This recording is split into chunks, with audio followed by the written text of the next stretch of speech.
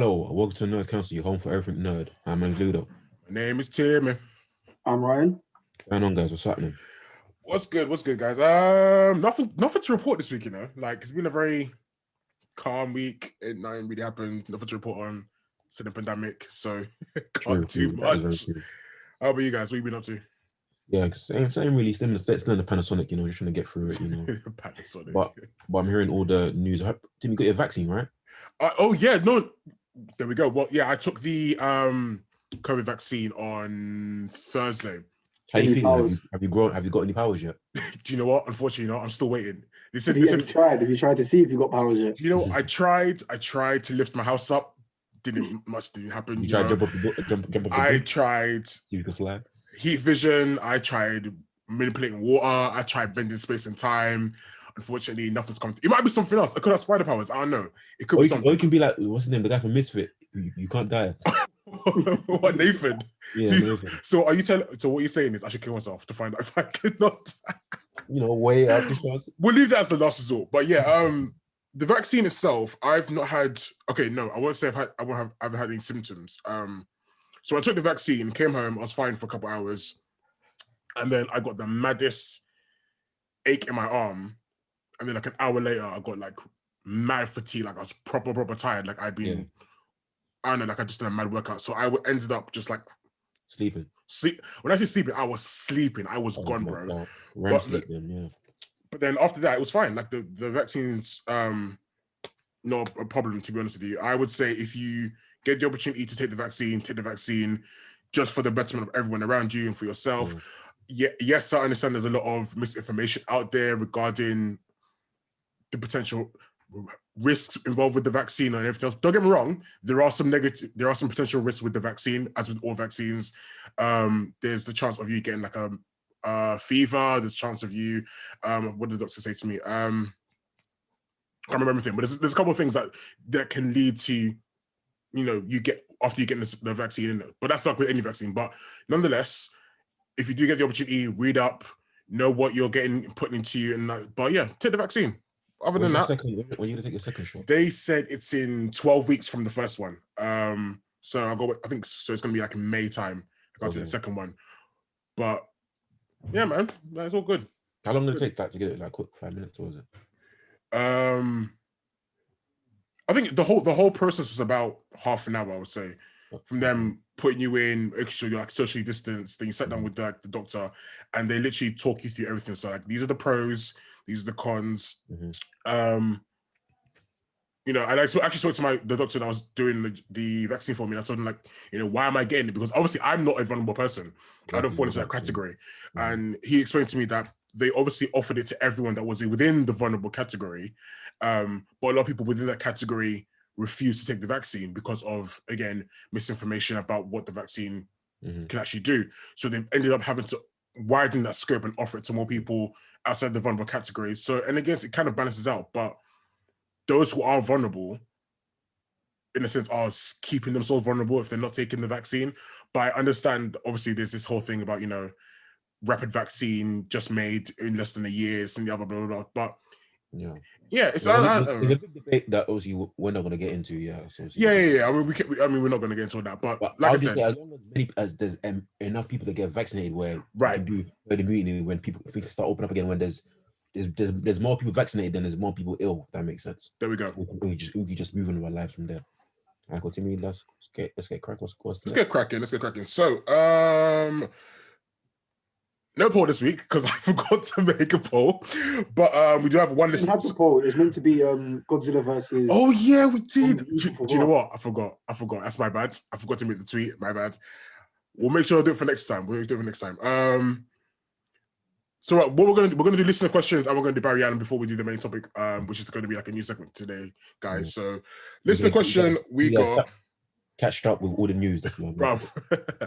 So we got how do you guys think the X-Men should be introduced, if at all, in the MCU? I think we covered this a few times, but obviously this question so many times. But I think now. But recently, remember we covered it, we went into depth, but it got deleted. Because they didn't say it. Yeah, we did.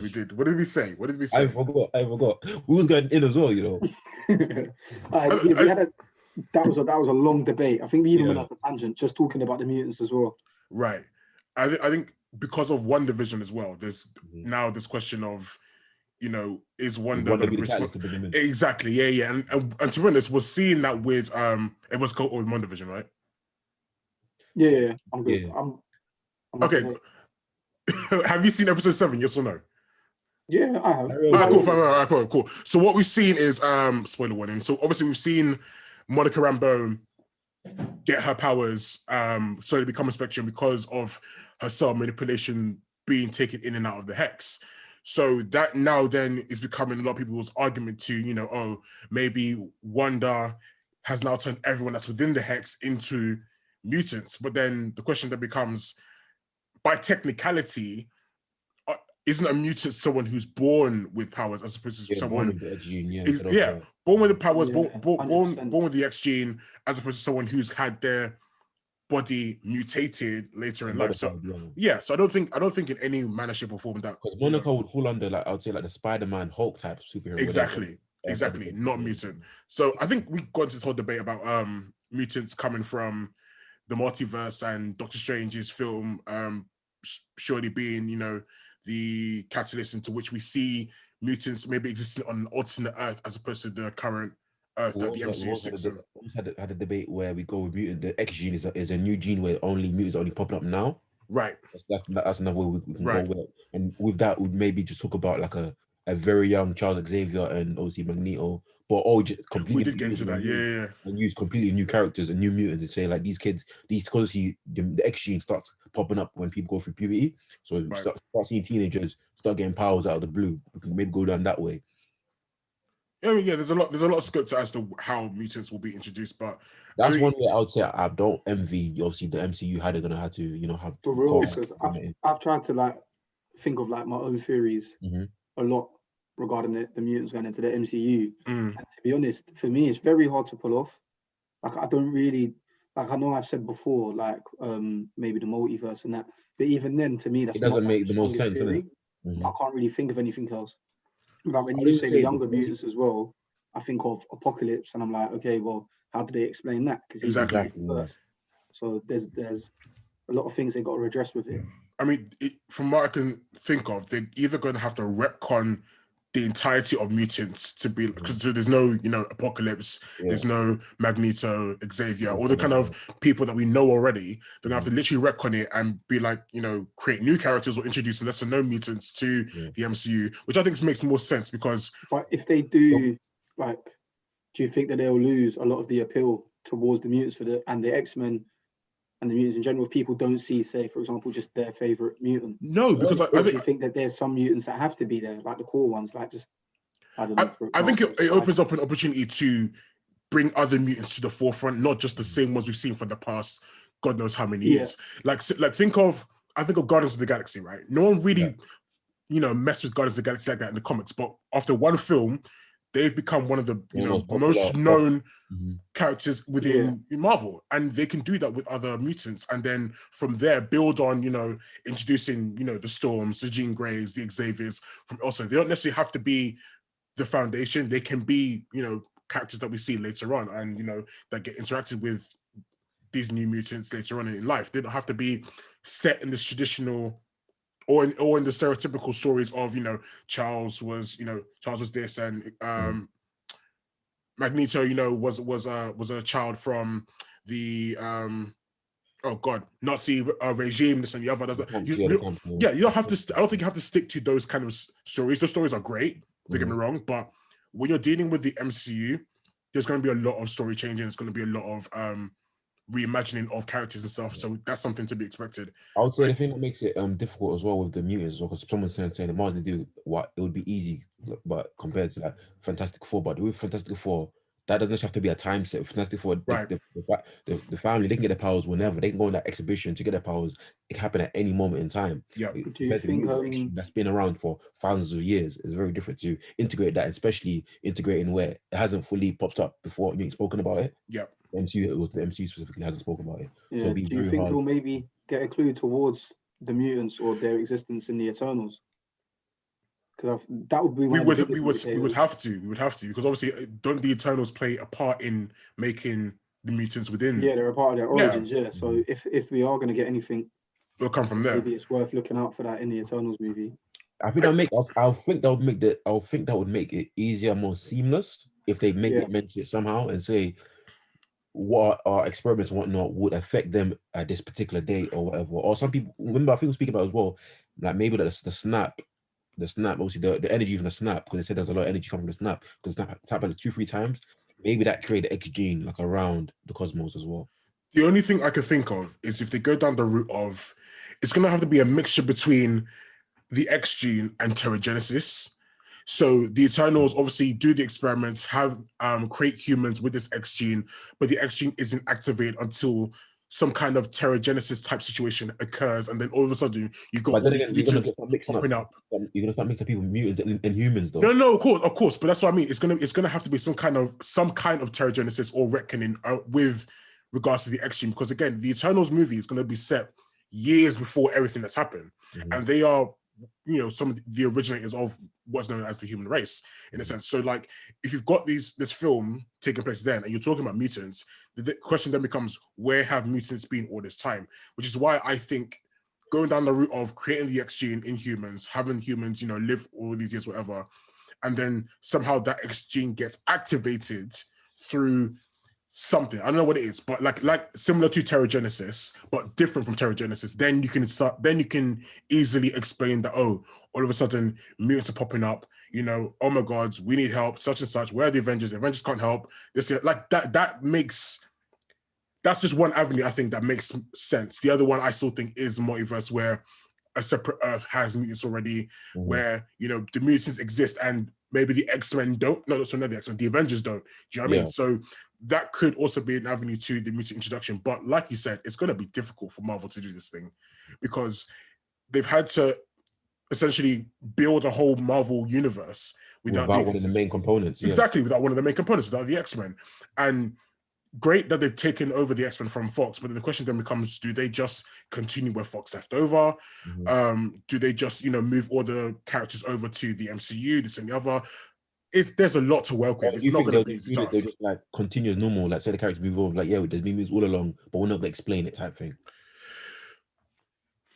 I don't know, bro. I don't know. It's a tough one. Like I remember initially when the news first dropped, everyone was like, oh yeah, mutants are going to come, blah, blah, blah. And everyone made it seem like it's going to be like a really easy process to introduce them. It's difficult. It's difficult because you have to then explain where they've been, why there's been no kind of interaction with them. Maybe they've been behind the scenes. I don't know, but the thing is with mutants, well, there's mutants. Obviously, there's some good mutants, in different mutants. Like there's so many mutants that you can't say that they haven't affected the universe around them one way or another. Because when finals was coming, you say mutants being like, I'm not having that. I got to protect people. Or when mutants being a villain. Yeah, there's too many. There would be too many mutants for there to not be for them to be or whatever in the real world of them revealing their powers. Exactly. So be able to accept it if it was a thing where they said the mutants have always been here. They've just been in hiding. But there's just too many of them. No, you're right. There is too many of them. With the mutant gene as well, the X gene, as we know through puberty, like we've seen, like obviously through comics and whatnot, it can appear at random. Like remember, was it when Cyclops got his powers, he just basically blew up a whole toilet, like without even knowing. Like you can't hide that. You know what I'm saying? It's going to be reports over time through puberty and just coming at random. I don't think you can hide that. If it was like say, cool, the X-Men, they were around, but they were in here hiding. That's only 5-4 people. You could probably explain that, but a whole race of people, that's what makes it hard. You can't hide a whole race. Imagine hiding all black people. It's quite difficult. Nah, it's gonna be a tough challenge. And do you know what? It's gonna be one of those things where when they are introduced, people are either gonna love it or hate it. There's not gonna be a middle ground. It's gonna be a lose situation. It's a losing situation. It's people are not gonna. But then again, I also still respect the MCU for getting this far and being this relevant without having to use obviously the mutants. True. I give them on that angle. Okay. What's next? Let's do Fuck Barry Allen. So for Fuck Barry Allen, this episode, we are going to talk about the crazy climate weather going on over in Texas. For some reason, it's snowing in Texas of all places, and it's strange because it doesn't snow in Texas like it never has. It's a weird phenomenon. It just shows how much climate change is really affecting the world and changing things. Like I remember there was a tweet. I can't remember. I think it was Ted Cruz who made a tweet like, "Oh, I'll believe in climate change when Texas freezes over." I'm like, well, dude, Texas is frozen over. That tweet was in 2016. So obviously coming now, we're just showing that. And also with Texas as well, it's because obviously Texas is not built for snow weather. A lot of houses are breaking down because their houses are. I see one TikTok. Yeah. Mad. What was in the TikTok vid? It was someone's house, and I think obviously when the snow's come through, and that the house was just like the whole roof had just collapsed basically. And a lot of people I've seen houses. The houses are freezing over because they're not. The houses are not built to withstand harsh weathers. They do it. They're built to withstand obviously the heat and whatnot. Like for example, you know, England. You know, when in the summer it gets too hot because the houses they're built in a way where heat is the walls are trap heat. They don't let it go. So that's why it gets so hot here. The houses are not built to withstand heat. But in Texas, the houses are meant to like release heat. So when it gets cold, what they're doing, they're not taking the heat in. So the houses, wind pipes are getting frozen over. Pipes, there's no plumbing, there's no hot water, there's no electricity. So a lot of people are going through it. And obviously that's what I'm saying. Barry Allen, you messed up there. I think a lot of times on social media, like we joke about like American infrastructure when it comes to these houses, like a lot of them are actually built wooden vibes, bro. I mean, some of them are, but you have to make the point that, you know, obviously a lot of these houses were built with in mind that specific weather. So when you get extremities, like for example, hurricanes, tornadoes, and other, like those houses aren't built for those kind of things, and you know it's crazy. That's what makes the damage and impact much more. Exactly. Built for that. But yeah, we're blaming Baron for that one. All right, cool. We ran so fast to call it a blizzard. So for this episode, guys, we are gonna do a whole new segment for you guys. There's been so much news that's happened within, I don't know, last 2 weeks. So we are gonna break it all down for you, go through everything, talk theories, talk all the good stuff. So the usual stuff. All right, cool. So first things first, I do want to talk about the Agatha Harkness reveal in WandaVision. Ludo, have you seen WandaVision, Ludo? Like, I'm gonna watch it today. I knew you hadn't watched it. I knew you hadn't watched it. I'm still watching Vikings. You know, I can't watch more than one show at a time. I get distracted. Bro, okay. Anyway, Ryan, you make it talk. What did you think? Like, obviously, I don't really mind. I know you don't mind spoiling. I've seen it everywhere. I've seen it on Twitter. Fine. I'll ask Ryan. What did you think of the reveal of Agatha Harkness? I liked it. I thought the execution, the way they done it, I think that was really good. I mean, I know we all kind of assumed who it was because I think everyone was sort of looking at Agnes and thinking, yeah, she's probably a villain at some point, or she's up to something. She was just being a bit crafty, and everyone had pretty much said Agatha Harkness because of the names quite similar. So it wasn't really a surprise, but it was good the way they done it. No, I agree with you on that. I think there was an expectation for it to be for Agnes to be Agatha Harkness, but the way they revealed it made it. Everyone's reaction to it was that, you know, oh my gosh, it's Agatha Harkness. So the question then becomes like, you know, with Agatha Harkness, what comes next? Are we going to get Mephisto? Is it going to be Nightmare? Like, who is she working for? What's her aim? What's her goal? Because obviously we saw that she created or brought forth Quicksilver. And when Quicksilver was in the episode, I think it was episode 5, and he was asking a lot of questions to Wanda about, you know, how did you create the Hex? You know, how are you doing X, Y, and Z? This and so there's clearly a objective with Agatha being here in terms of, you know, she's clearly up to something, working towards something. And that clearly involves Wanda's kids as well, because she's taking Wanda's kids and I'm guessing he's going to sacrifice them to bring forth someone or something. But the reveal was great. I did like the reveal. I do think WandaVision has gotten better with every episode as it's got along. And I think it's just like, if this is what they're doing for the Marvel TV shows, that we're in for a treat when it comes to, you know, everything else that's coming forth. You know, Falcon and Winter Soldier, even Loki. I'm even excited for Loki now. I wasn't initially. Loki will probably be the best product. Loki's going to be ridiculous. I think it's going to be nuts because initially, obviously, you get all these kind of like, you know, what if questions and waiting for all these big reveals. And with Loki, I think it's going to build up to something major. Like proper major. Like if this is what they're doing for WandaVision, Kid Loki. That's what I'm going for. There we go. I think Kid Loki personally, because I still think they're setting up the Young Avengers. Oh yeah, Kid Loki. That's what I think. Young Avengers is definitely coming with the introduction of Miss Marvel, even with Wanda's kids, even with Billy and Tommy. There you go. Like Young Avengers is coming, people. Like hands down, 100% coming. So definitely look forward to that. What's next? Metal Gear Solid and Castlevania reveals reportedly in the works. Who put this in? I put it in. So basically, obviously they're going to be new Metal Gear Solid and Castlevania games. That's what we're looking to get. Do you know what? I've not played a single Metal Gear Solid game. I ain't played Metal Gear Solid since PlayStation 2. I can't get into it. I know there's people out there that follow it. They are diehards. They love it. Diehards. Yeah, exactly, diehard fans. But me personally, I don't know. I've never taken to the game. But I know Castlevania, that's quite like slow pace. I know Castlevania, that's an anime, right?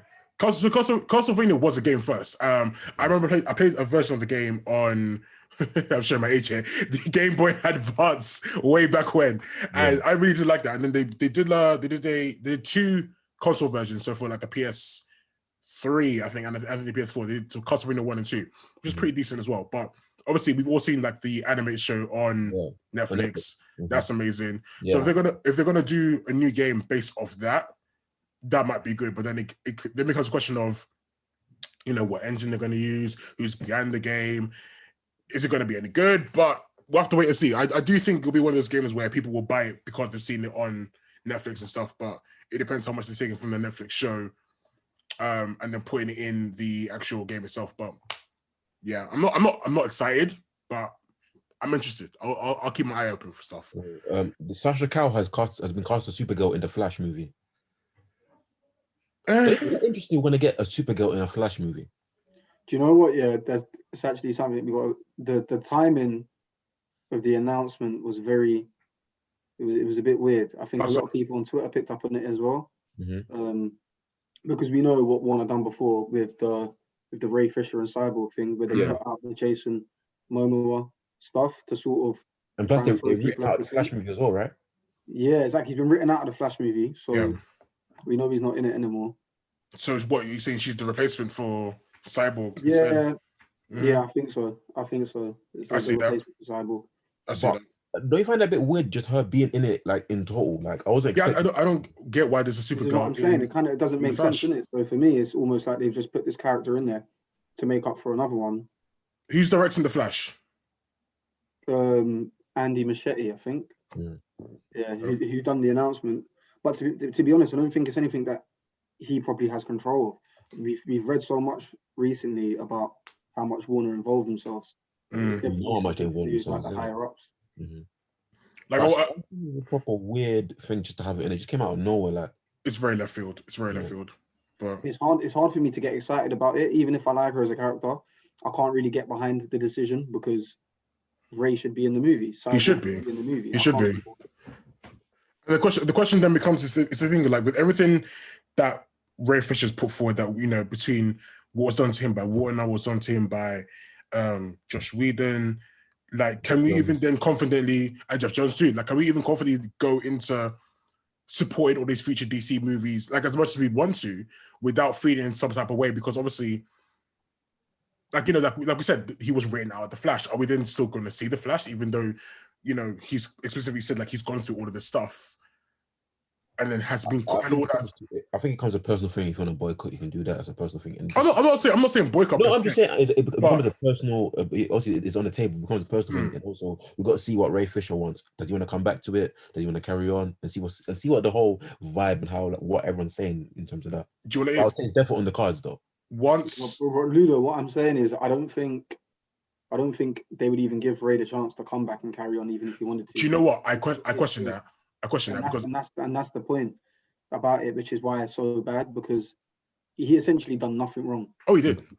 He essentially done nothing wrong. So for him to lose his job, to see the Justice League movie that came out, then obviously the abuse that he suffered, and then to lose future roles because of it, it's not good. It's not on. But what I see happening is when Zack's version of Justice League comes out, there's going to be loads of praise for his role, how he portrayed Cyborg, the storyline, this and ever, and then everyone's gonna come calling back, oh, we're sorry, give him back. Like I guarantee you, everyone's gonna see that film and then have a whole change of quote unquote perspective when it comes to Ray Fisher as an actor. He's gonna get roles flung at him. I think eventually he's gonna be offered back the role of Cyborg in Flash. He's gonna decline it though, And then they're gonna be like, well, fuck, what are we gonna do? But I think it's also the thing with the Ray Fisher's issue as well. He tried to take, obviously he was getting like racial abuse and whatnot, tried to take it to higher ups, and also they just flung that under the rug. That's what makes it worse, and that's why he doesn't trust them, and that's why he's calling all the higher ups out, because obviously they have there's a culture of toxicity in Warner Brothers that they keep letting fester and saying like, we got to deal with this, and it seems like they don't want to. It's empty talk at the end of the day. I think it's empty talk when there's money involved and stuff like that. A lot of it's just empty talk. I think especially because of Zack initially leaving Justice League and all the money they put into the film. Okay, they didn't want to lose Joss, the idiot, as a director, so they had to, in a sense, back him with all this bullshit. And it's a crap situation, bro. It's a crap situation, and Ray shouldn't have to go through all that. But I'm just glad that we're gonna get Ray at his best in Cyborg in Zack's film. That's good enough for me. Cool. So, yeah. South Park announces a vaccination special. Obviously, you get a vaccination. What South Park they're gonna do? Bro. Especially talk about getting a vaccine, how hard to get it, and how talk about people that spread misinformation about the vaccine, and also there'll be like the groups, people that are for the vaccine, people against it. You know, it's gonna be funny and just problematic. Bro, Cartman is gonna do a madness already. I can see it in my head. He's gonna do. He's sending the most. He's sending the most news. I've got a headache already because I know they're gonna take the absolute mick. They're gonna go all the way with this thing, and it's gonna be the. Do you know what? I sometimes feel a type of way about South Park because South Park makes me laugh, but it shouldn't. Like you're not supposed to laugh, innit? Bro, I'm not supposed to, because they take the piss, and it's a good pleasure, man. Because I think I've seen every episode of South Park, especially in the pandemic. I watched them all back to back, and I barely laugh at South Park. And it's like, I can't tell people I watch South Park because I feel like they'll judge me. But it's so funny. And the thing I love about South Park is that when they do take the piss and when they are addressing stuff, it's not a case of like, it's almost they're taking the piss out of the people that how do I put this? So for example, when they take the mick out of like anti-vaxxers, or when they take the mick out of even sometimes like a racist and things like that, they're taking the mick out of those people directly, not like they are.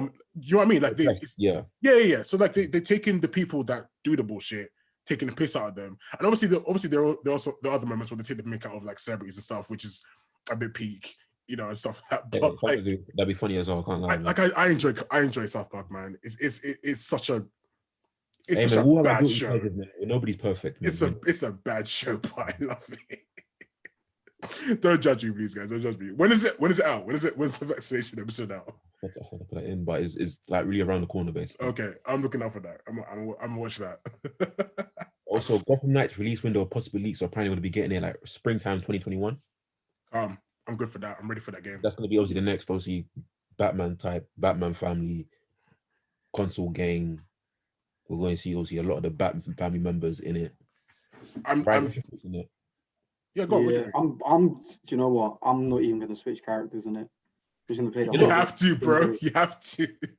Unless they force you to change at certain times. But listen, I'm playing it as Tim Drake the whole way through. Whole way through. Do you think they'll be... After I've completed it, I'll use other characters. I'll play through again. Do you think there'll be 4-player co-op?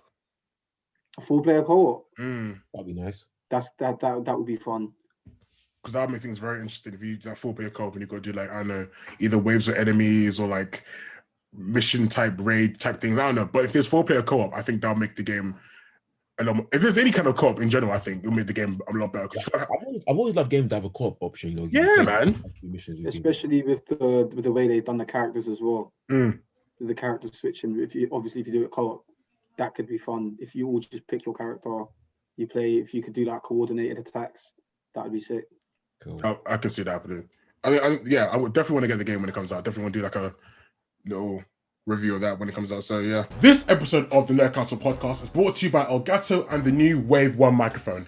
Now, I know you're probably thinking this is some generic podcast ad, but mate, you cannot deny the sound quality. The new Wave 1 has allowed us to deliver an incredible audio experience for you guys, while still allowing us to deliver the same great content you all love and enjoy. So go check out the new Wave 1 and see how it can improve your audio content. Now back to our episode. What's next? Rockstar Games update. Hold on. Oh, my glasses. Rockstar Games update is a great news for the GTA 6 fans. So what do they say? So what did they say? They said basically, obviously, a lot of people were thinking GTA 6 just gonna be a extended version of GTA Online, but they said no, it's gonna be a completely different game with its own story. Because they thought GTA 6 is just gonna be online only, but it's gonna be a story option, the campaign. That's still gonna be there. It's not gonna be extension on the online version of the online part. So it's gonna be a completely new game, its own story, its own online. It's not gonna be an extension of anything or addition or anything. It's a completely new game. Have they said when where it's going to take place? Have they said it's either going to be stateside? It needs to be London. I need them to do GTA London because I think they're probably going to do like half of like I say like a state or two, like a big state or two in America. We've had the states done. I think there was so there was a GTA London way back. Like it was like a was there? Yeah, the Bird's Eye View one. Yeah, GTA London was way back. Way back. Before like the first GTA game came out. There was a Tokyo one. There was a Tokyo, but that was like on the DS. Bro, I said way back. I'm talking about way back, bro. Way back. London. Way back. I remember way back. I remember there was a game that was like GTA, but it was based in London. What was it called? What? One sec, guys. Hold on. Let me show you the recording. Right, recording. Right, cool. So when I say let me Google. So GTA London.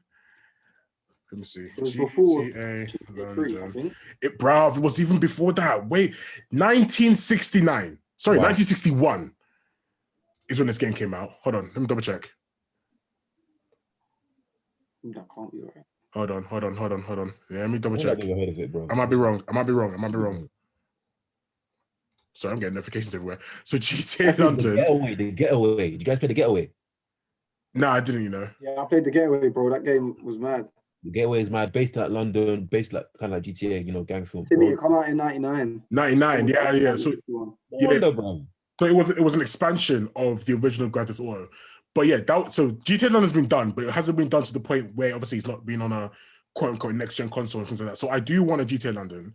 I do want to do some stuff. I want to go Bubblegum. Do you think London is in itself is too small a city to do like a GTA? No, bro. The thing is, with like, if say for example you take like the Watch Dogs game, which was obviously like. But did everyone play the Watch games? I know the different studios, but do you think they can do London? Do you think they can do like a map just as well? From what I've read, it's just a lot of people complain about the GTA, not GTA, Watch Dogs game, it being too small in London, like not be able to explore it enough. Like you explore everything quickly. I heard the opposite. I heard the map. Okay, I heard two things. So the map was very detailed. Obviously, I played the game too. So the map was very detailed as to what London was. Like you see some iconic London landmarks. When I say iconic London landmarks, I'm not saying like Big Ben and them things. I'm talking like actual places. Yeah. So if they can do that with GTA, Box say, yeah, these men are serious. If they can do that with GTA 6 and set in London, fine. They can obviously make the map a lot bigger. I don't think they have to make it as small as the Watch Dogs one. But obviously, I think with the Watch Dogs one, they were more focused on the finer details as opposed to like the wider map. Hence why they only had like I think like 3 or 4 boroughs in the game in total. So GTA London is not an impossibility. I think if they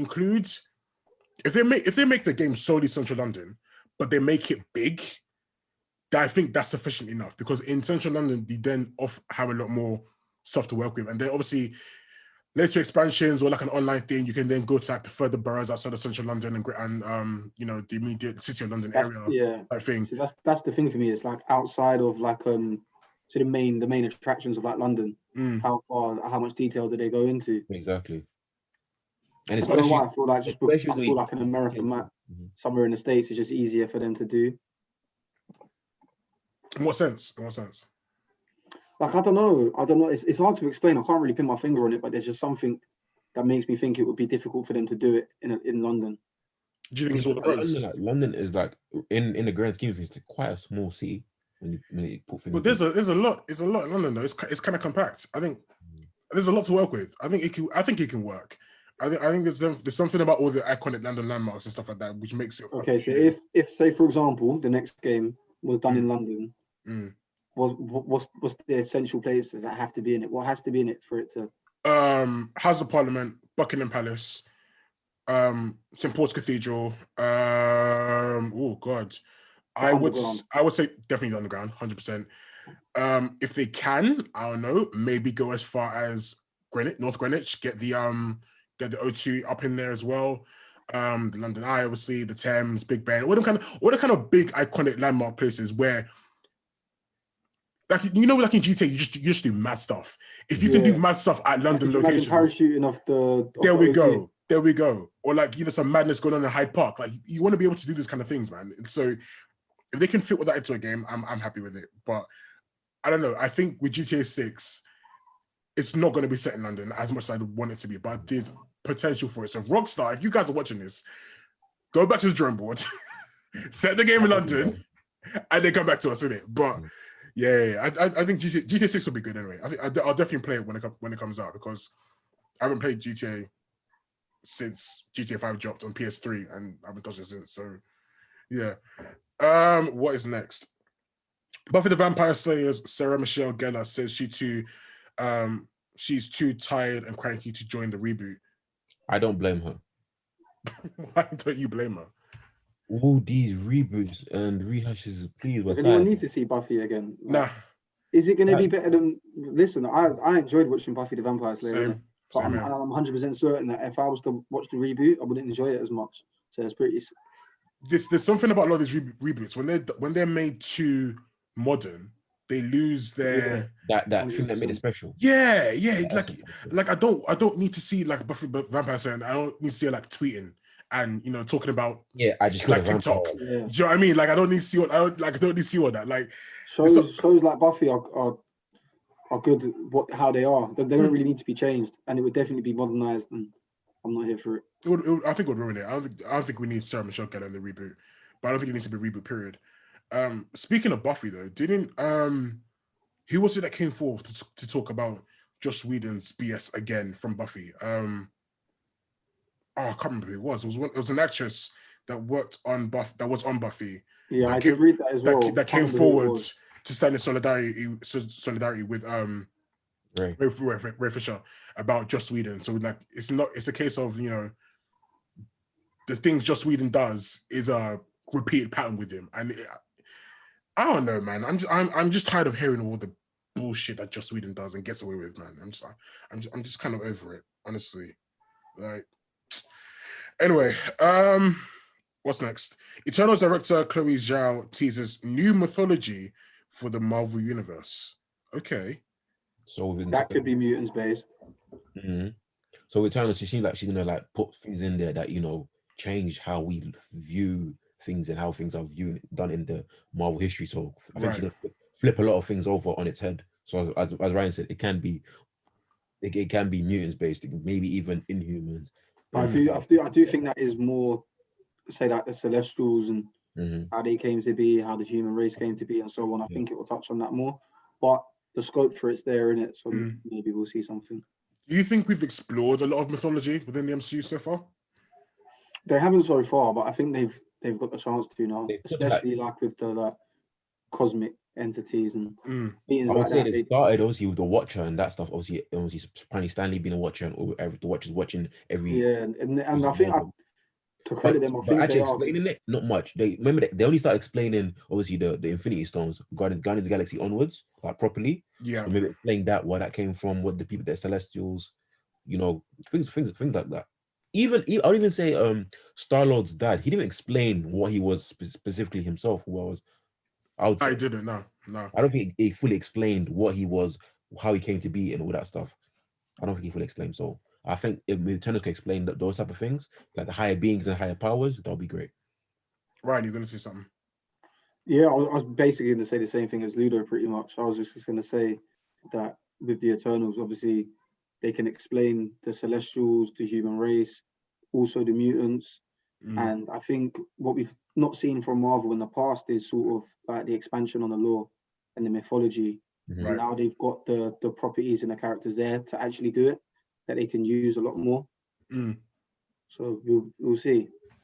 When's Eternals supposed to come out? Isn't it December or November? Well, Eternals November. Okay. Avatar: The Last Airbender, Netflix reportedly hires new showrunner.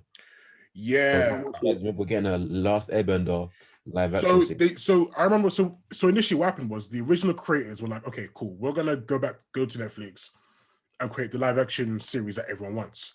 Now, the creators of Avatar: The Last Airbender pulled out, I think, sometime early last year. So obviously everyone's now like, well, shit, we're not getting it. So now they've got a new showrunner. All in my head I'm thinking is like they're gonna mess up this show again. And they've already started because they've now changed Soka and Katara's ages. So now Katara is the older sister as opposed to being the younger sister, which then changes the dynamic between her and her brother, her and Aang, and even her and everyone else. Like when you changes that you don't need to make. There's no need. There's no need. You have one job. All you have to do is replicate what was in the anime into live action. You don't have to change anything. You don't have to redo the mythology. You don't have to you literally just copy paste. And they're already changing things up. And it's going to be another case of having this amazing show being butchered into a live action again. And it makes no sense. That's why I've got no excitement for it. As soon as I read that, because obviously the reasoning why they left is because they were sort of meddling too much and changing stuff and not letting them do what they wanted to do. So they left. And if they're the original, then how can you do it without them? And how can you do it justice without them? It doesn't make any sense. So how can you kind of question? How can you question IP? them? It's their work. Like it's their work. You would have no live action movie in production without them, and then you want to go against their wishes. Come on, man.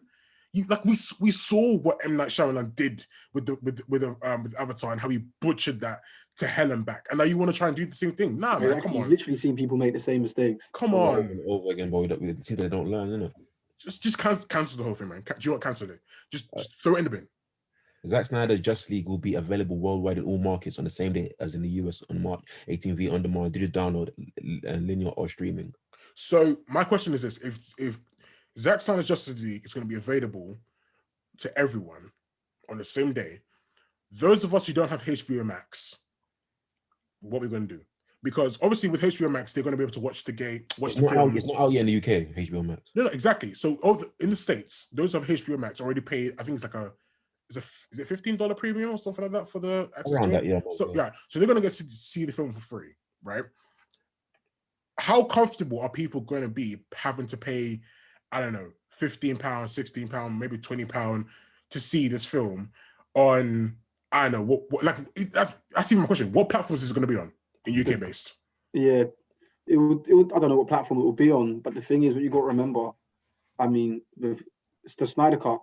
The people who are watching it are people who have probably followed the movement. No, of course. The whole thing. So I don't know if they'll find that many people who don't want to pay for it, just because it's sort of directed and targeted at a certain group of people. Basically, It's not even about paying for it. It's just where is it going to be? Where are we going to find? Like, are we going to have to go on?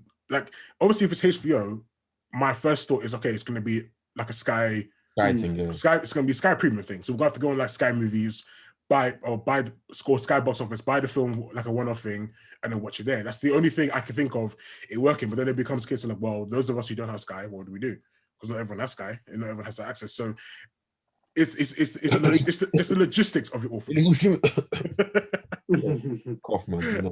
The everything's there. So like, but yeah, it's the logistics of it all for me, man, isn't it? So like, if they can figure it out, fine. I mean, we're gonna see it anyway. Yeah, we'll see it. We'll see it anyway. But it's everyone else I have to worry about. Even before this news came out, I knew I was gonna watch it anyway. Fam, I knew I was gonna watch it. Like I got. Wow, that's entirely another question. It's fine. It is what it is. The huge. Oh yeah, god damn. Yeah, so yeah, go to me. The hugely successful film, a film that I love, South Korean zombie thriller, Train to Busan, is getting a US remake. And then it's just Have you seen it, by the way, Ludo? What, Train to Busan? Yeah, I'm asking Ludo if he's seen it as well, because I haven't seen it. Well, I like a lot of zombie thrillers. Man. You ever seen it? No, I've never watched it. Bro, it's one of the best zombie films made. Facts. Okay. Apart from the classics, it's one of the best zombie films ever made. Definitely watch it. Like, and for them to take that great film and then want to do like a US remake, it's like, why? Just have people watch. Have high-speed trains like that. There we go. Like, you're gonna do the New York Underground or what? Dude, just because obviously people abroad make something, don't mean you have to make it as well. Like, I feel like a US remake is just like a slap to the face to original creators of content, because it just feels like, It just it's like, you know, this US provider, like, oh, we do everything the best, blah blah blah blah. Like, you don't need the film doesn't need a US remake. Have people watch the original property with subtitles. Is that the guy? Is that the they remake everything? Bro, Parasite. He's like the US audience, they would find a lot more great movies if they just read subtitles. Subtitles won't kill you. Subtitles generally will not kill you. Like you look can watch. Not read subtitles. That means the movie's not good. No, just the movie's not originally made for your audience, but the movie's still still a great movie. But people think unless it's a fully English made movie, it's not good. You don't stick on subtitles for anime, but when it comes to films, you'll be like, I don't want to watch film with subtitles. What do you mean? What do you mean, man? Leave the film alone. Go watch the original. God damn. Rumor: Jennifer Lawrence joins Marvel Studios. I saw this. I don't believe it, man. No. It's false. It's very much false. So what happened was, go on. Hold on. Let me find the original thing because the people were quick with the redacted statements and you know it's false. Hold on. Let me find it. So what happened was, so there was a quote from the Daily Telegraph, right, saying. So wait, the quote. So there's a quote from the Daily Telegraph made by the Daily Mail, who said that she was traveling to film Fantastic Four. When we all know, one, the director John Watts is still filming Spider-Man 3, and the Fantastic Four isn't even in production mode. Yeah. So whoever, for some reason, the Daily Telegraph said like, you know, oh, she's on the way to film Fantastic Four. I was like, why? Where's that coming from? Why have you gone? Someone definitely read a fan casting on Twitter and got carried away. And got excited. And got hella excited. But also, you know what? A lot of studios do this. They release news early just to get a public reception, just to see what's going, just a bit earlier. Like they leak things. They leak things themselves just to get get like the public pulse of it. Maybe they did that as well. Bro, no one wants to see Jennifer Lawrence as Sue Storm. But now they know that. No one. No, they should have known that from before. From way back. We don't listen. No shade, but shade to Jennifer Lawrence. I don't think she's superhero film material because she butchered Mystique to hell and back. So I don't want to see her in anything else ever again. In what's the Hunger Games? Let her be Hunger Games then. Let her be Hunger Games for the Is that not a superhero? Not superhero, but let her do. Man, that don't count, bro. Let her do Katniss Everdeen. Not superhero Hunger Games. That means Hawkeye's not a superhero either. No. Hawkeye is a superhero. Period. Katniss Everdeen. Hawkeye's a better archer than Katniss. What are you on about? There we go. Smoke up boots. Respect Hawkeye. Respect Hawkeye. Anyway, Jennifer Lawrence. We don't want to see her as Sue Storm. Give her something else. Let her be. I don't know. Give me something. Eddie Brock's girlfriend. I don't know. Do something with her. I don't know, but I don't want to see her in anything else. Zack Snyder's Justice League comic book prequel turned down by DC Comics. Oh god. Why do you do that though? I think they really don't mess with Zack Snyder that much. Do you know what? When it comes to Zack and when it comes to DC and Warner Bros., right? I think for them it was the fact that Zack's film garnered so much attention, especially on social. Embarrassed them. Zack said in the interview how whenever Warner Brothers dropped something, so like a trailer for whatever it was, and he made an example of they dropped the trailer for the new Tom and Jerry film, all underneath the comments was just like, we need side cut, we need side cut. That's all people were talking about when it comes to Warner Brothers and anything. They could drop the maddest film trailer ever. People just wanted to know what the Snyder Cut was, and he made this comment to them about how, you know, when you look at the numbers, the traction and the engagement behind the Snyder Cut hashtag was more than any film Warner Brothers had trailered or revealed on social media. And for them, for them it was a case of like, well, crap. What do we actually do? He's finally making too much money and too much. He's got too much clout. This film has too much clout. We can't control it. So for them, and I think when it comes to Warner Brothers and Zack and everything else, once this film is done, I think their relationship is done. I don't think they're going to work together ever again. And I don't think they should. He even said he didn't want to get paid for it. He said he just wanted to get this product. He just wants to get the film done. Like I said, the film garnered so much attention and traction. Like nothing has like this has ever been done before. Not like ever. We all know this.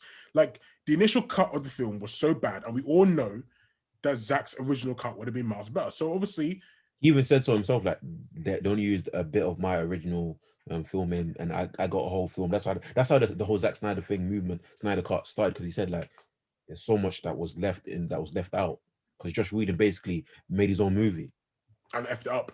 Yeah, but yeah, I don't like even if it wasn't a prequel comic book, it's fine.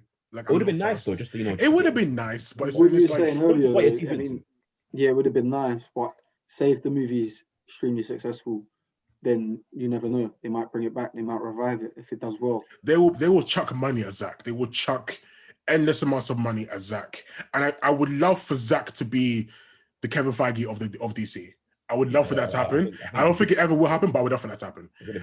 I think like WB, the upper heads at WB have just, I don't know, man. I don't like their mindset up top, because they don't have that Kevin Feige. They don't have that person that genuinely cares about these characters and about these IPs to the point where they have this kind of like, long plan thought out for these characters and for these movies. And also, another thing I would say is weird, but a lot of people like really dislike Zack for some reason, like in the like landscape. Like I don't get it either. A lot of people dislike Zack as well. Just one reason is because obviously he also done Man of Steel, and there's a lot of like, say, Christopher Reeve diehard Superman fans who they just won't ever accept it because it's not their one. That's not the Superman how they perceive it.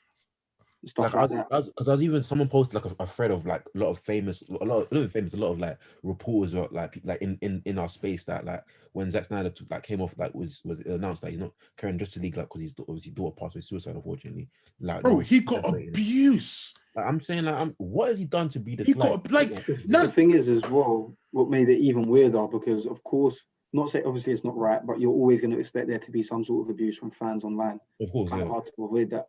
But it's more like the journalists, the professionals that were also sort of getting involved as well. Like, that's what was crazy to me. It was like, okay, like everyone's clearly got it in for this guy, but why? There's no logic behind it. Go on, though. I'll say it because obviously when he posted like some, he's been posting like little clips of what happens and what's going to happen in Justice League. Also he posted a clip obviously of Steppenwolf like fighting off the Amazon, killing Amazons. Like, I got blood of the thing. Like, people complaining saying that's sexist. I'm thinking like, okay, can I just say this? Can I just say this? I don't get that stuff. Like, is a villain meant to be like, cool, you're a woman, so I'm not gonna attack you? Like, we've said this before. We'll say this again, right? When you have villainous characters, I want them to embrace every ism and schism you can think of. Like, I expect as much. So if the villain is going to be beating up women in the film, expect it. They're not nice people. They're supposed to be the bad guy. You can't say the villain is being. You can't complain about the villain doing villainous things. Do you get what I mean? Yeah. Like so if Steppenwolf is effing up some Amazons, well, what do you expect? Do you want it to be like, do you know what? Nah.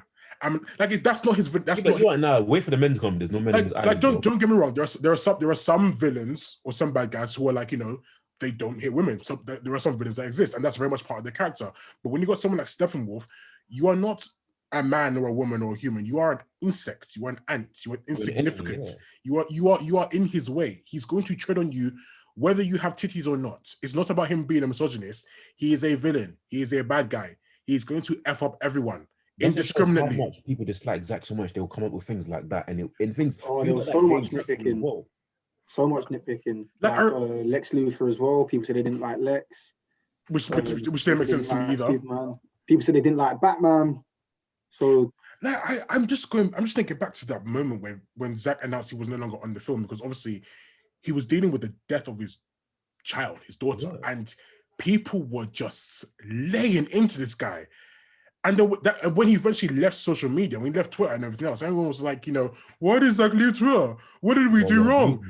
You abuse this man. What's that app he likes using? What's that app? Vero, yeah. Which I need to use more.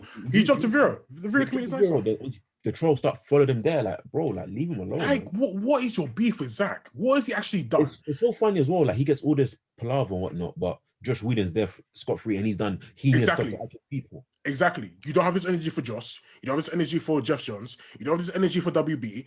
On the flip side, on the Marvel side, you don't have this energy for what's that idiot name that they got as the Galaxy that I don't like anymore? Freaking don't like. Where's the energy? Where's the energy for these people? but you want to attack Zack Snyder because he's no longer making your film.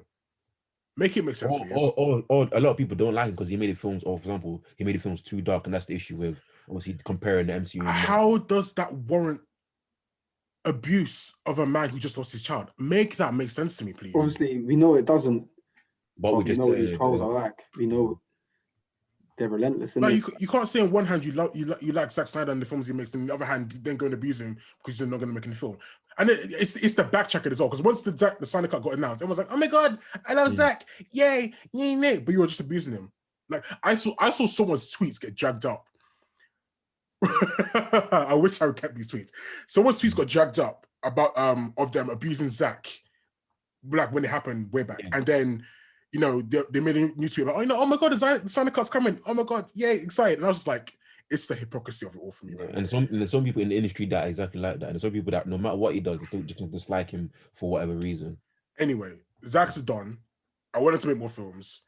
If you're one of these people that went out of their way to abuse Zack Snyder, shame on you and a curse on you and your family. I don't care. Anyway, moving on. More Snyder Cut stuff. So the Snyder Cut's Martian Manhunter revealed on Justice League comic book cover. Have you seen it?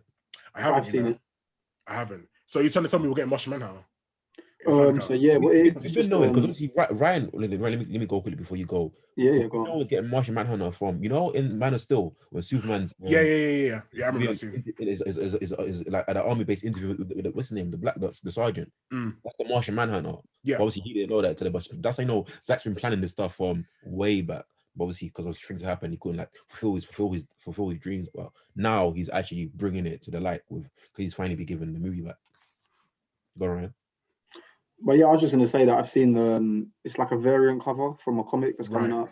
I think a Justice League comic, and it's just an animated drawing, but it's based on Zack's like continuity. So the Martian Manhunter should look similar to how it looks on the cover. Plus, he did put on Vero as well. Obviously, the Martian Manhunter and how he looks, He posted a storyboard, didn't he? Yeah, that's the storyboard. That was a while back, wasn't it? Yeah, I remember that. Yeah. So I remember when he posted that, people said it was fake. They said that wasn't from the movie. He was just drawn it because people were still trying to say that the Snyder Cut didn't exist at that point. Yeah. So now, obviously, we know it did exist. It does exist. He has had this all planned out. Hopefully, the man gets his props come the end of the movie. Speaking of the Snyder Cut, what did you guys think of the trailer? Like, obviously, the trailer happened, I think, earlier this week, or maybe it was end of last week. I can't remember. But you've all seen the trailer, right? Yeah. I've seen the trailer, yeah. What did you think? Yeah, I thought it was a decent trailer. Yeah, I thought it was a decent trailer. I don't think it was nothing wow, but I thought it was decent. Yeah, I thought it was good. I thought it was decent, just like Ludo. But say, for example, maybe the first trailer that Zack Snyder released for the original Justice League, I feel like that was better. I don't think they tried that hard. I think it was just to give us some stuff to get excited about. Yeah. Which I think it definitely did that. I mean, obviously with the Joker review at the end, that was cool. Seeing Darkseid, Stephen Wolf. Also, that's another thing. Darkseid got a lot of like pushback. Like people didn't like the look apparently. Of who? But what do you want him to look like? The cartoon version of him, like. Oh yeah. I think that's silly. Yeah. People say like he didn't look that his dimensions were off. Like fam, he's an alien. His dimensions don't gonna be the same as a human. But that's what I was saying. I've seen a lot about Steppenwolf because obviously I was gonna say that. Yeah. His character's been redesigned slightly. His axe, he's actually got like his electro axe, and his armor just looks different, but better. His armor gives me Transformer vibes, where at certain points you can't really see much of him per se because it's very metallic in a sense, and there isn't a lot of shade difference. Do you know what? When I initially thought the Snyder Cut was going to be all monochrome, I don't know why. I think because of the reveal stuff that Zack's dropped and like the post and stuff, I thought it was going to be all monochrome, like a black and white gray movie, which I don't know whether that would have been a good thing or a bad thing, but I think it's an interesting concept to think about, as Snyder Cut being this whole kind of monochrome film. But nonetheless, people clearly have clear issues with Stephen Wolf's character design, and I don't know how that's going to affect their viewing of the film. I'm just hoping people go into this film without trying to nitpick too much. Yes, we're going to compare it to the first Justice League film. I'll say just therefore going with open mind for sure. Yeah, absolutely. Yeah. Also, I'm calling it now. The first nitpick is 100%. The first thing people are going to go for is going to be the CGI.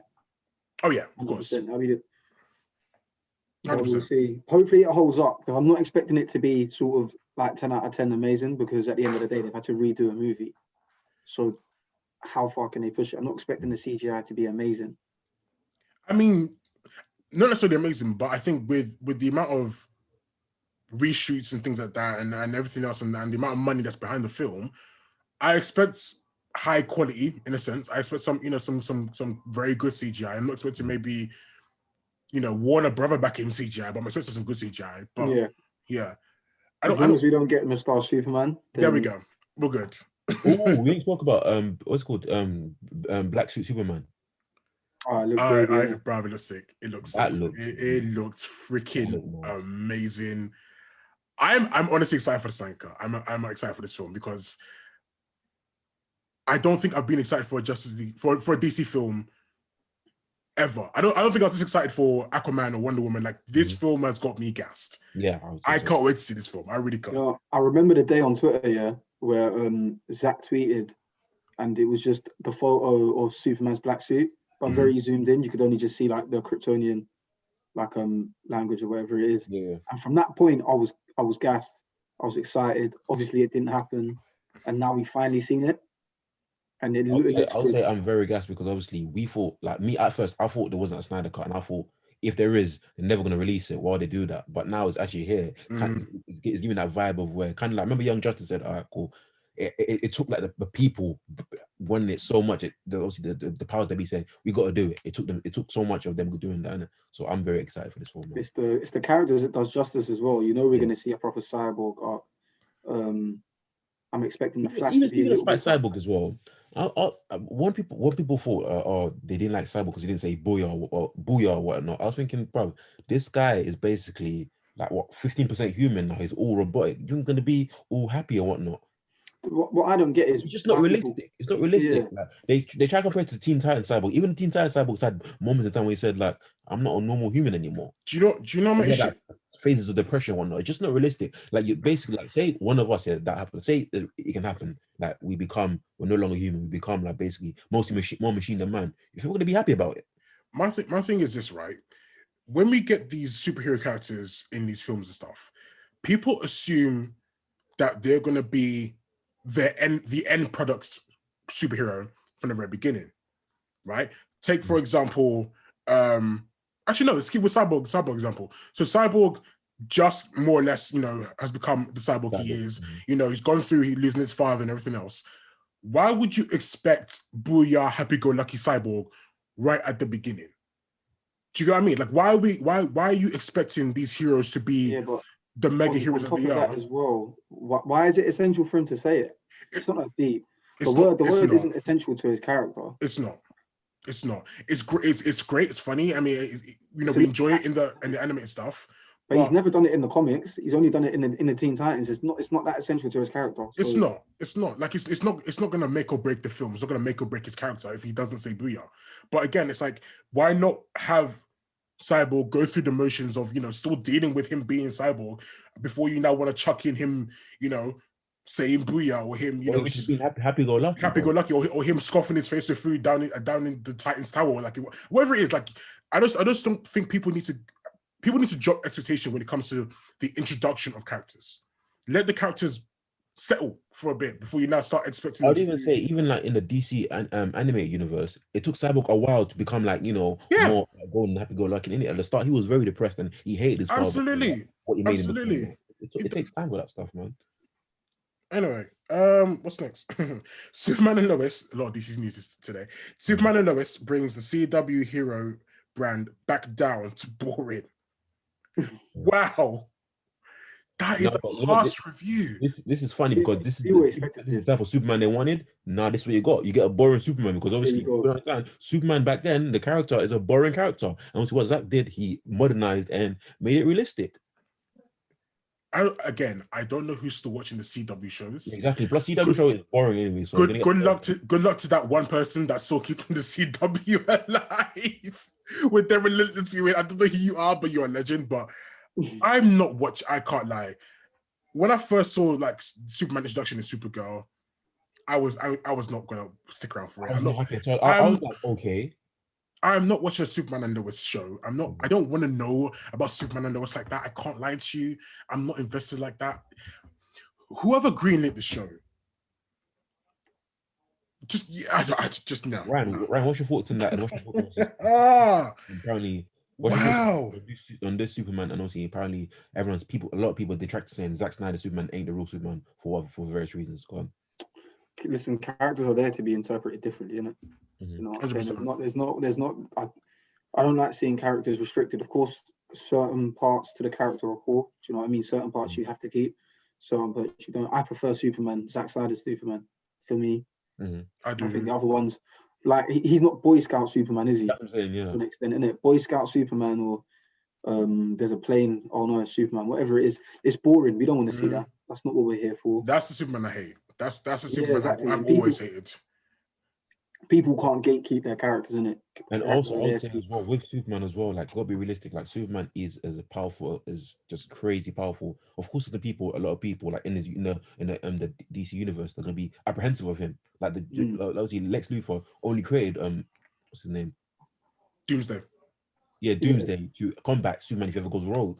And as Batman is saying, and Batman was even saying in Batman v Superman, the thing that I liked about Batman v Superman, like, this guy can literally enslave the earth at a switch of a button when he wants to. So it's just Superman. Oh, everyone loves Superman, and everyone just trusts him. No, because that's not realistic. The case, like a lot of people. What people liked about obviously since the MCU started, obviously in the DC, I said with superhero movies, well, compared to when they started, said it was more realistic. I would say. So if say someone had powers, that type of powers, you think everyone would be happy about that? No. Exactly. Yeah. Like people, like, compared to humans, Superman is literally a god. He's literal god tier. Like what's stopping him? Apart from like a bit of kryptonite, but even still, what's really stopping Superman? Like you said, he could enslave the whole planet if he wanted to, and he chooses not to. This is it. We've all read the stories of the Boy Scout Superman. We've all read stories when he does all the good things, whatever. Boring. And it's interesting to see a different take on a character when Superman's put in a position where he's not just going to win on brute strength.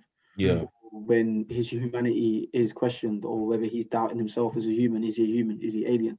I was even say even the Man of Steel when he's got General Zod in the headlock, and he's like, General Zod, like, either you kill me or I'm gonna kill all these people, and Superman literally, he's tangling, he doesn't know what to do. I like that aspect. Yeah, 100%. That's what I like. The humanity of it, because obviously we speak about things of like how far a human can go, what they should do in specific moments when they get pushed. It makes it more interesting.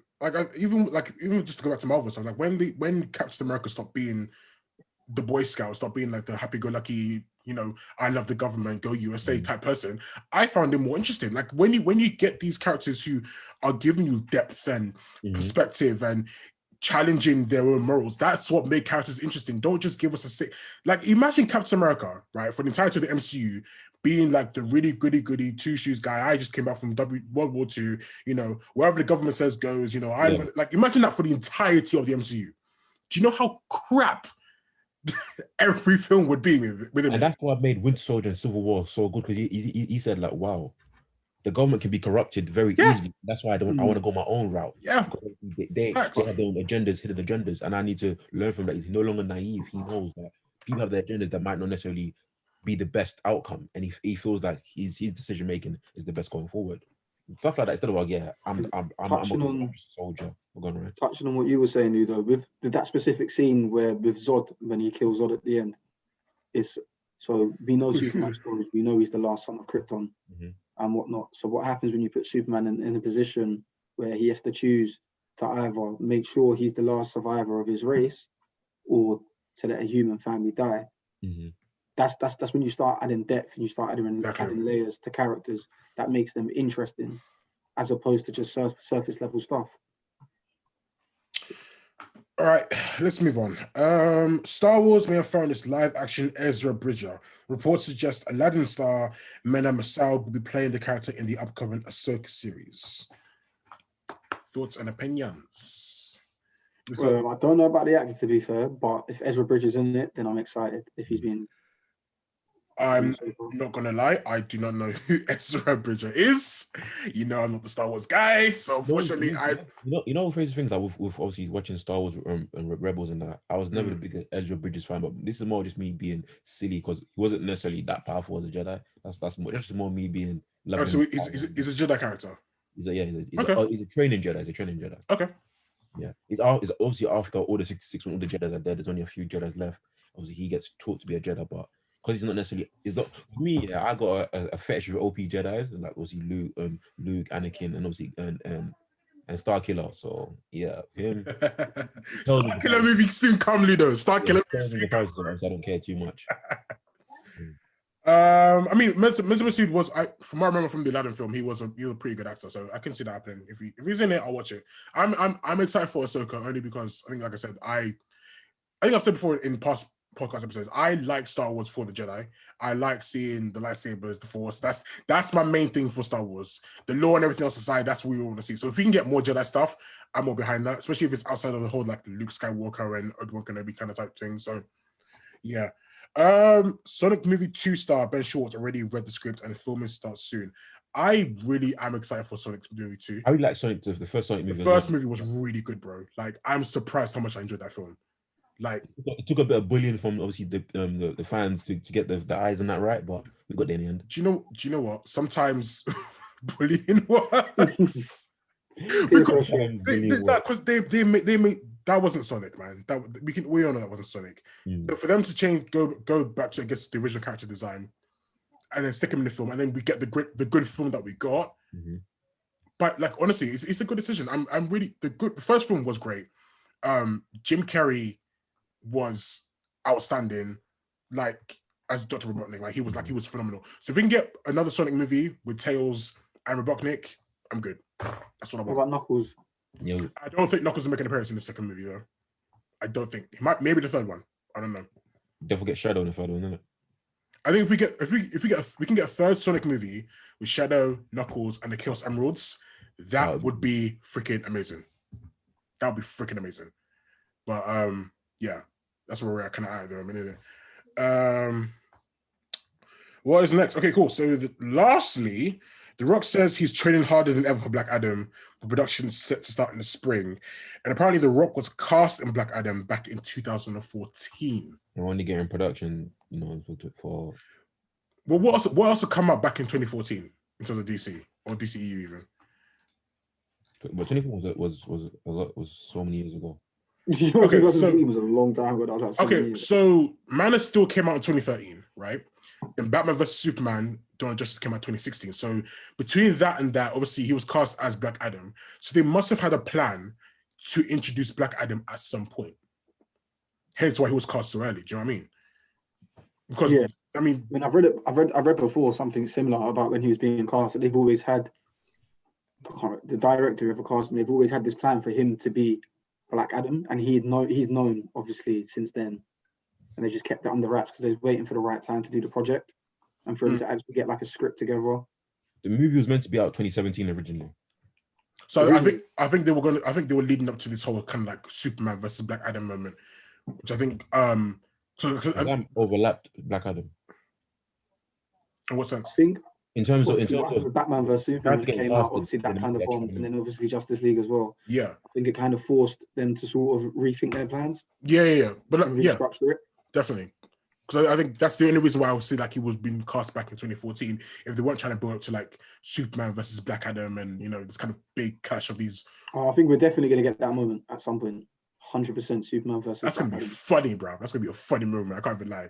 Because do you know what it is? Because The Rock is going to just Shazam v Black Adam moment first. I wouldn't be surprised if The Rock wins. Bro, yeah, he's just going to look wham. He's just going to look stupid. Yeah, I know. But I'm going to be surprised if Black Adam wins the first encounter with Superman, innit? Well, I mean, demand that.